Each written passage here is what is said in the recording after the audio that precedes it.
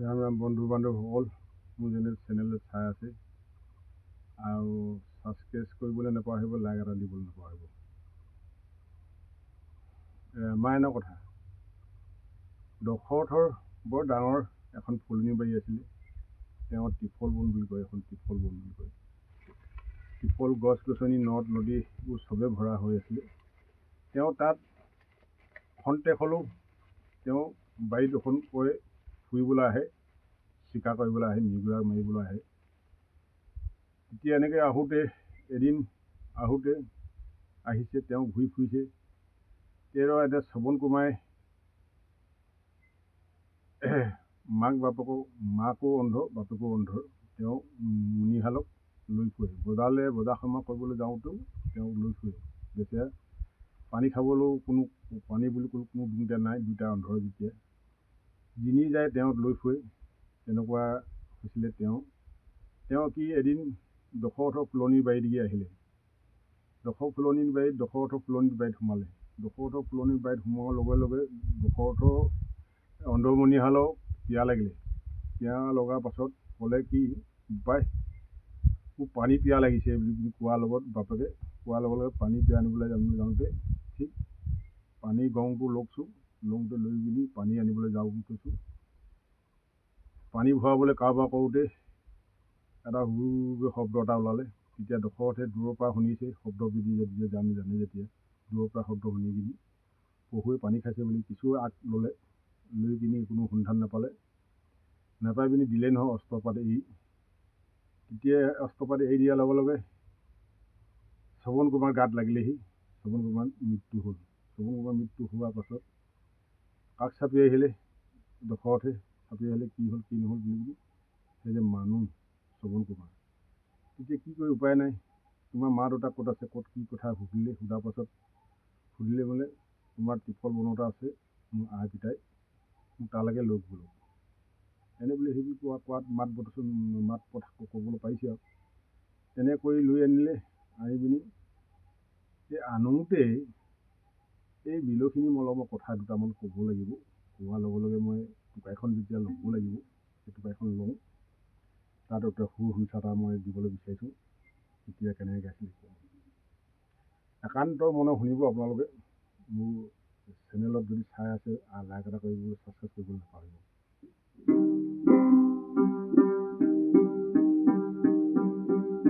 ত্ৰিফল বনত আছে মোৰ বোপাই হিয়াই,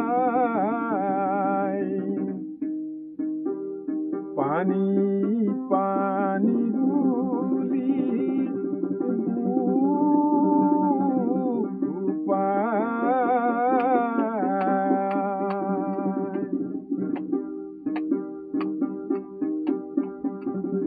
গানে দশৰথৰাই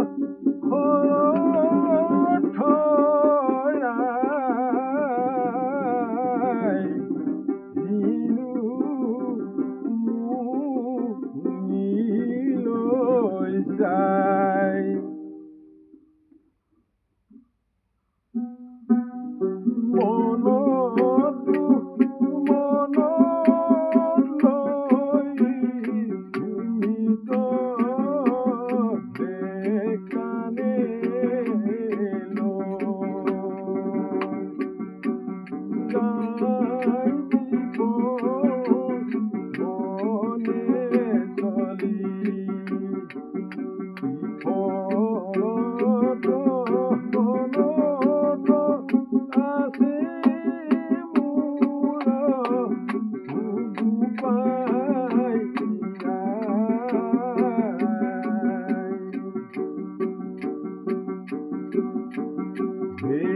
হৰি হৰি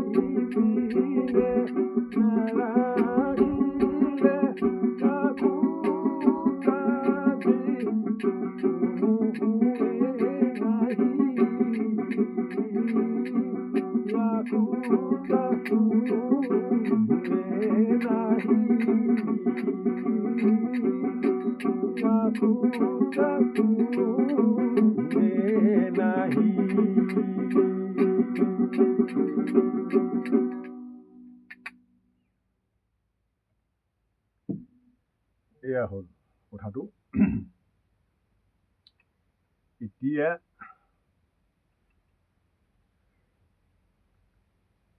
কি কৰিলে দশৰথে হাই বিধি, তোমাৰ মোক যিখিনি মোৰ দুৰ্গতি কৰিলোঁ, তোমাক মই পুত্ৰক মাৰিলোঁ, তোমাক সকলো মই শেষ কৰিলোঁ। এতিয়া মোক কি শাপ তুমি দিয়া, মোক দিয়া। কি কৰিব লাগে মই তাকে মই বুজিবলৈ মই ৰাজি হওঁ। তেতিয়া কি কৰিলে মুনিহালে অৱশেষত কি কৰিলে, বাৰু বাচ্ছা, তুমি মই যেনেধৰণৰ মৰিলোঁ তোমাৰো সেই একেই গতিয়ে হ'ব। তুমি পুত্ৰ শোকতে মৰিবা। এনেকৈ বুলি কোৱাত দশৰথে তেতিয়া মুনিয়ে ক'লে কি, তুমি সেনেকেই মৰিব লাগিব, পুত্ৰ শোকতে মৰিব লাগিব। তেতিয়া আকৌ ক'লে কি দশৰথে, হাই নহয় ৰাজন মুনি, মোৰ পুত্ৰ বুলি কোনো নাইছোঁ। মই যদি পুত্ৰ শোকত মৰিবলৈ হ'লে মানে মই 3জনী কইনা মই বিয়া পাতিলোঁ, বিয়া পাতৰ এটাও সন্তান নাই মোৰ। এতিয়া মই কেনেকৈ পুত্ৰ শোকত মৰিম? তুমি আৰু নিৰ্দিষ্ট কিবা হিচাপে লওক, মই তোমাৰ অভিশাপতে মই শাপ লৈ মৰোঁ, মই কিবা এটা উপায় কওঁ। নাই তুমি পুত্ৰ শোকতে মৰিবা। এনে বুলি কোৱাত তেতিয়া পুত্ৰ যেতিয়া নাই বুলি কোৱাৰ লগে লগে বা তোমাৰ পুত্ৰ পাবা, এনেকৈ বুলি কৈ কিনি তাৰ মানে নিজৰ খাবলৈ থোৱা আম এটা আছিলে, আম এটা লৈ কিনি মুনিয়ে দিলে আগবঢ়াই দশৰথক। 3জনীকে 3চিটা আম বতাহ খাবলৈ ক'ব। তেতিয়া 3টা সন্তান হ'ব তোমাৰ। এনে বুলি বাক্যত কোৱাত তেতিয়া এনেকৈ বুলি বাক্য বচন ল'লে, তেনে 3এটা আম ল'লে, 3চিটা আম খাবলৈ কৈকেয়ী, সুনিত্ৰা কশল্যা আৰু কৈকেয়ী 3চিটা বতাহ খাবলৈ ক'লে। তেতিয়া 3 চিটা আম লৈ ঘৰলৈ গুচি আহিলে। তাৰ ডেড বডি তাৰ ফুলনি বাৰীতে যেতিয়া সমাপ্ত কৰি আহিলে, তেওঁ ডেড সমাপ্ত কৰি আহি গুচি আহিলে। আহি কিনি তিনিটা ভগা খাবলৈ দিলেহি, এটা আমকে কাটি মেলি। তেতিয়া কশলাই খালে, ৰামক জন্ম হ'ল। তাৰপৰা সুনিতা খালে, লক্ষ্মণ জন্ম হ'ল। তাৰপৰা কইকেয়ী খালে, ভৰত শত্ৰুঘ্নৰ জন্ম হ'ল। তেওঁ 2টা জন্ম পালে, 4টা পুত্ৰ হ'ল। তিনিটাহে কৈছিলে, 4টা হ'ল। এনেকৈ হৈ কিনি ডাঙৰ দীঘল হ'ল। ডাঙৰ দীঘল হোৱাৰ পাছত আৰু কি হ'ল, তেতিয়া এদিন ঘৰত বিশৃংখলা হ'ল আৰু ঘৰত পখলাখলি হ'ল। ৰামক বোলে ৰজা পাতিব লাগে, ৰামক ৰজা পাতিব লাগে। বনগত গতিবলৈ দশৰথৰ কাৰ্যকালটো গৈছে লাহেকৈ, ৰাজ্য পাতিব লাগে। পাতি কিনি এনেকৈ বুলি বিবেচনা চলিলে চলিলে। তেতিয়া সৌজনী মাকীয়ে কইকেয়ী তেহানি যুদ্ধতে কৈছিলে যে তেওঁ মোক এটা প্ৰস্তাৱ ৰাখিব বুলি ক'লে, সেই প্ৰস্তাৱটোলৈ তেওঁ থৈ দিছে মনতে। তেতিয়া ৰামে কিন্তু ডাঙৰ যদিও তাক ৰাজ্যসভা পাতিব লাগে, তাক ৰাজ্যসভা দিব লাগে, হ'লেও এতিয়া তাক দিব নোৱাৰে। কি কাৰণে দিব নোৱাৰে?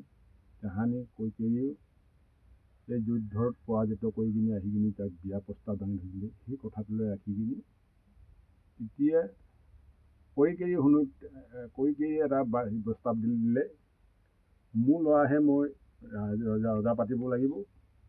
মই ৰজা পাতিলেহে মোৰ কাম সফল হ'ব। গতিকে মোৰ ৰজা এতিয়া পাতিব। তেতিয়া ৰামক বনবাস দিয়ালে, কইকেয়ীৰ জোৰতে ৰামক বনবাস দিয়ালে, ভৰতক ৰাজ্যভাৰ দিয়ালে। তেতিয়া 14 বছৰ বনবাস কটোৱালে ৰামক। তেতিয়া ভৰতক ৰাজ্যভাৰ দিলে। ভৰত কিন্তু ধাৰ্মিক হৈছিলে। ধাৰ্মিক মানে ঢল সজা আছিলে ধাৰ্মিক। তেওঁ যদিও ৰামে বনবাসলৈ গ'ল, তেতিয়া তাক সংযোগে লৈ ৰামৰ শাখাই লৈ তাক সংযোগ থৈ কিনি সি ৰাজ্যভাৰ চলাইছিলে বুলি কয়। তেনেকুৱা ধৰণৰ কথা ইয়াত। তেতিয়া ৰামে 14 বছৰ বনবাস খাটি আহি কিনি কইকেয়ীক আহি কিনি নিজৰ মাকক কশলাক নাকাই পিনি, সুনিতাক নাকাই পিনি কইকেয়ীক শিকাইলে ৰামচন্দ্ৰই। হেৰি নহয় মা, তোমাৰ মনৰ বাঞ্ছা পূৰ কৰিলোঁ। 14 বছৰ বনবাস খাটি আহিলোঁ, আৰু কি শাস্তি বিধান আছে মোক কোৱা, মই ল'বলৈ বাধ্য হ'ম। ক'লৈ পঠিয়া, ক'লৈ যাবলৈ কওঁ, মই তাকে কৰিম মা, এনে বুলি কোৱাত তেতিয়া কইকেয়ী চিন্তা কৰিলে, বাহ, তুমি বৰ মহান, তুমি বৰ মহান তুমি। মই তোমাক লাঞ্ছনা বাঞ্ছনা কৰি তোমাক বনবাসে দিলোঁ, আৰু তুমি বনবাসৰ চিধা আহি কিনি 14 বছৰ বনবাস খাটি মোকে হাঁহ কাঢ়িলা। তুমি সঁচা পুত্ৰ, তুমি সঁচাই পুত্ৰ। তুমি হেনুমান তোমাৰ পুত্ৰ আৰু মোৰ ভাগি নাই আৰু, আমি জন্মদাতা ভাগি আমি হেনো পাপী নাই আৰু। এনেকৈ বুলি কইকেয়ী চিন্তা কৰিলে, তুমি লাঞ্ছনা বাঞ্ছনা কৰি মই তোমাক বনবাস দিলোঁ, আকৌ তুমি মোকে হাঁহ কাঢ়িছা, নিজৰ মাকক নাকাঢ়ি মোকে কাঢ়িছা।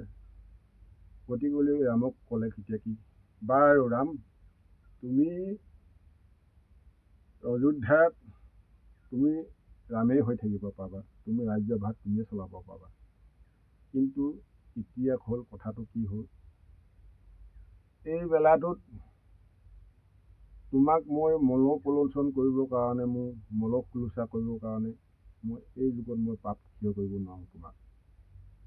মই তোমাক কুলত তুলি 10 মাহ 10 দিন ভাই ভৰি পৃথিৱীত বুকত লৈ গাত লৈ তোমাক যেতিয়া লালন পাচন কৰিম, তোমাক মই যশোদা হ'ম, তুমি কৃষ্ণ হ'বা। নিজেই সাপ দি ল'লে সি, নিজে সাপত সি যশোদা হ'ল, সি ৰামে হ'ল কৃষ্ণ হ'ল, যশোদা গৰ্ভত জন্ম হ'লহি। এতিয়া যশোদা ঘৰত লালন পাচন কৰি গু মূত ধুৱাই 10 মাহ 10 দিন ঘাঁহ বুঢ়া লৈ গু মূত ধুৱাই পাপচিদ্ধ কৰিছিলে তেওঁ যশোদা মায়ে। তেতিয়া এইটো কেনেকৈ পালে মোক জনাব। আপোনালোকে কেনেকৈ চেনেল পালে যদি চাই আছে ছাবস্ক্ৰাইব কৰিবলৈ নাপাহৰিব, লাইক এটা দিবলৈ নাপাহৰিব। লগতে সেইটো মই আকৌ তথ্যবোৰ মই আকৌ দিবলৈ আকৌ আপোনালোকৰ সহযোগিতাই মই আগবাঢ়ি যাব পাৰিম। সেইকাৰণে গতিকে কোনোবা চেনেলত চাই আছে যেতিয়া কাটি কৰি মোৰ চেনেলবোৰ চাই যাব। মই আৰু অকল নতুন নতুন কৌশলবিলাক মই দি দিব পৰা হ'ব। নমস্কাৰ।